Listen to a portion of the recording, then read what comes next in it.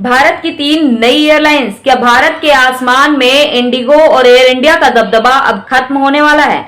नमस्कार, दीपाली सिंह एक नई आवाज में आप सभी का बहुत बहुत स्वागत है। जानना जरूरी है कि इस कड़ी में आज हम जानेंगे इन 3 नई एयरलाइंस के बारे में। हाल ही में आए इंडिगो संकट के बाद जिसने हजारों यात्रियों को अधर में छोड़ दिया था, भारत सरकार ने एक बड़ा फैसला लिया है। सरकार ने 3 नई एयरलाइंस को नो ऑब्जेक्शन सर्टिफिकेट यानी एनओसी दे दी है। शंख एयर, अल हिंद एयर और फ्लाई एक्सप्रेस, ये 3 नाम जल्द ही आपके सफर का हिस्सा बनने वाले हैं।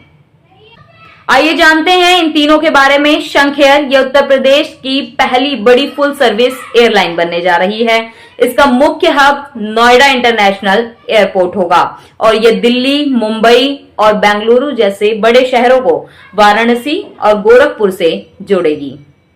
अल हिंद एयर, केरल के अल हिंद ग्रुप की यह एयरलाइन कोच्चि को अपना हब बनाएगी। शुरुआत में यह क्षेत्रीय उड़ानों के लिए एटीआर विमानों का उपयोग करेगी और बाद में इंटरनेशनल फ्लाइट्स भी शुरू करेगी।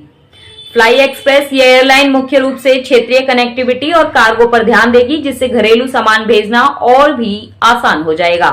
सरकार के इस फैसले की सबसे बड़ी वजह है इंडिगो की मोनोपोली। भारत के 65% घरेलू बाजारों पर अकेले इंडिगो का कब्जा है। दिसंबर 2025 के संकट ने दिखाया कि जब एक ही कंपनी पर निर्भरता बढ़ जाती है तो सिस्टम कितना कमजोर हो सकता है। एक्सपर्ट्स का मानना है कि नई एयरलाइंस आने से प्रतिस्पर्धा बढ़ेगी, सीटें ज्यादा होंगी और शायद हवाई किराए में भी कमी आएगी। लेकिन ध्यान रहे, एनओसी मिलने का मतलब यह बिल्कुल भी नहीं है कि कल से ही उड़ानें शुरू हो जाएंगी। अब इन कंपनियों को डीजीसीए से एयर ऑपरेटर सर्टिफिकेट यानी एओसी लेना होगा। इसके बाद क्रू ट्रेनिंग, विमानों की डिलीवरी और मेंटेनेंस चेक में कई महीनों का समय लगेगा। शंख एयर के 2026 की पहली तिमाही तक उड़ान भरने की संभावना है। दुनिया का तीसरा सबसे बड़ा घरेलू विमानन बाजार अब और भी बड़ा होने जा रहा है।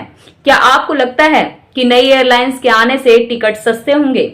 अपनी राय हमें कमेंट बॉक्स में बताएं। ऐसी ही खबरों के लिए हमें सब्सक्राइब करना न भूलें। नमस्कार।